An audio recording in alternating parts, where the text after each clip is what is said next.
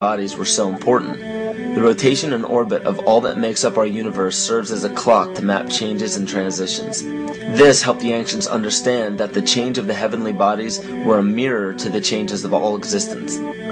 December 21st, 2012 is simply a natural transition from one form of energy to the next, the transcendental evolution of man. This date is what's known as 0 point. Our sun, as well as our planet Earth, is losing its magnetic field as the Earth is slowing in its rotation. All the while, its base resonant frequency, also known as the Schumann cavity resonance, is increasing in accordance with the predictable sequence of the Fibonacci theory. At a cellular level, our bodies respond to an electromagnetic pulse. The ancients called this the sacred circuit. The cells receive this pulse from the brain, which receives its pulse from the heart, which receives its pulse from the Earth.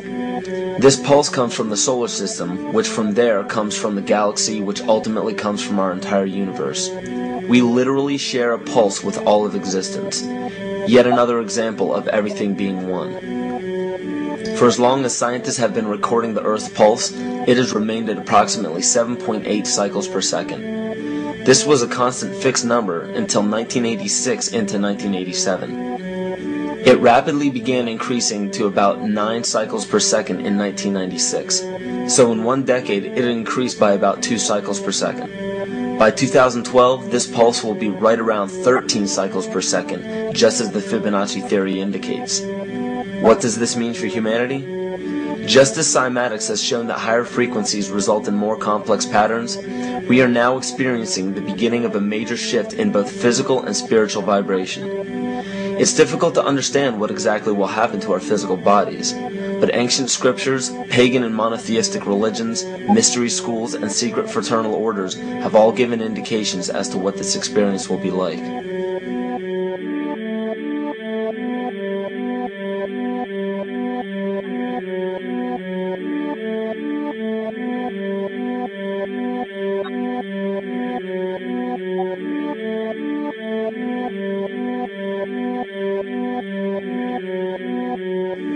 This will be the shift of the ages, the transcendental period of monumental changes to humanity. Those unprepared for this transition will likely not be able to cope with the rapid changes in the psyche.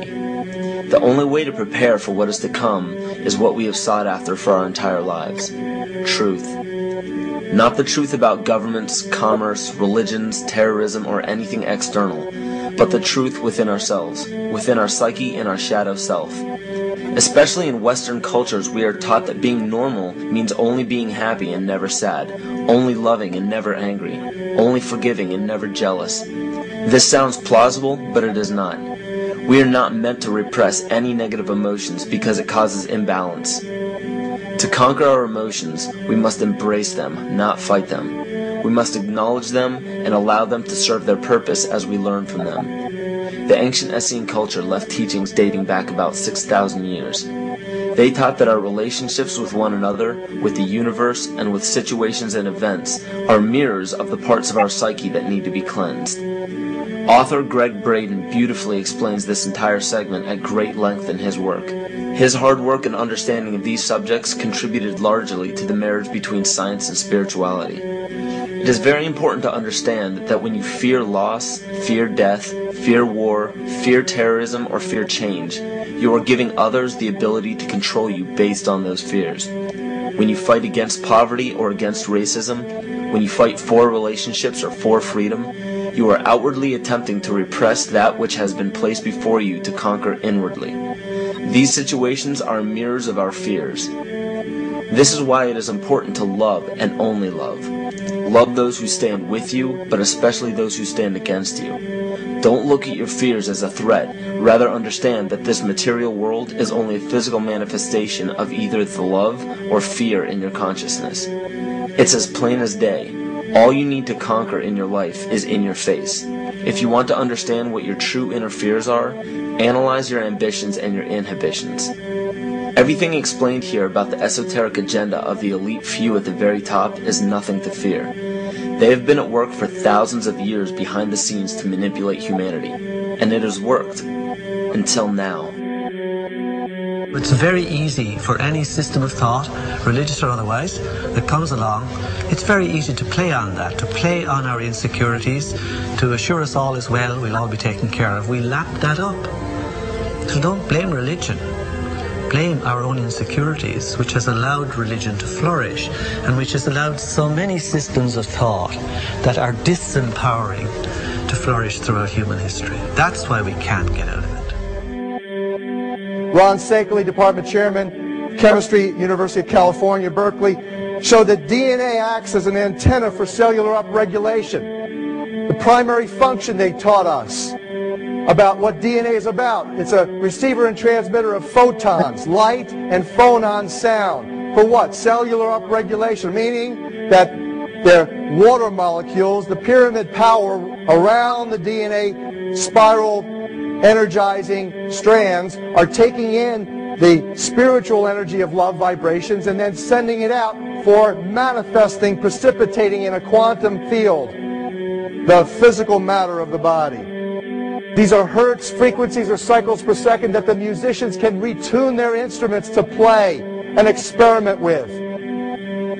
Why? Again, these are the Creator's musical scale, the original solfeggio, buried for 3,000 years in the Bible. So the ancient priests who knew how to levitate the huge stones for the building of the pyramids, and the Masonic knowledge that predated ancient Egypt, the ability to have this information, these frequencies, serve the function of creation, destruction, and miracles on behalf of the empowered people who had access to this knowledge. I say that because of this metaphor.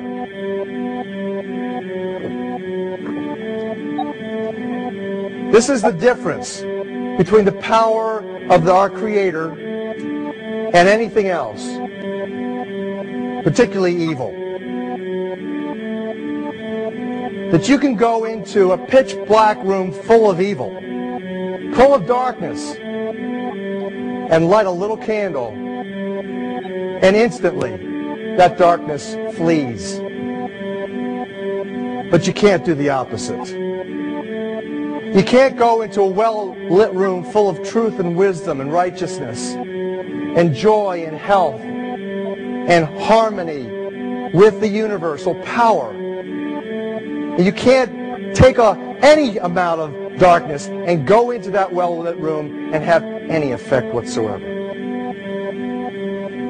That is the metaphor which I frequently think of when I think that I'm not empowered.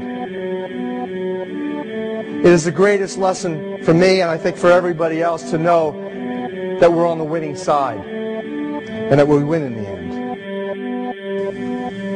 As you are watching this, understand that it is not a fight to be fought. It is not a war to be waged. No gun rights have to be exercised. Not a finger has to be lifted.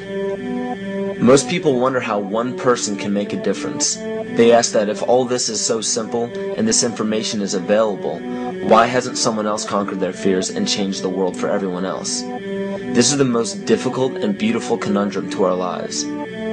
Your reality affects you and only you. Your curiosity has led you to this genre of information to serve a very specific purpose in your life.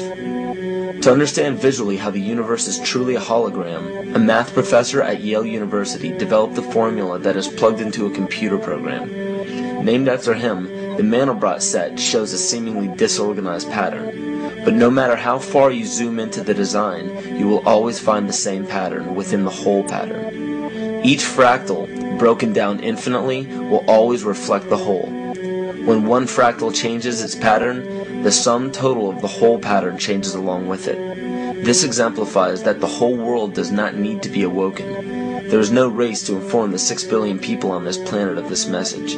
It is only important that you, personally, learn to conquer your innermost fears and learn to love. When you see your fears for what they are and master your emotions, then, and only then, will you truly be free.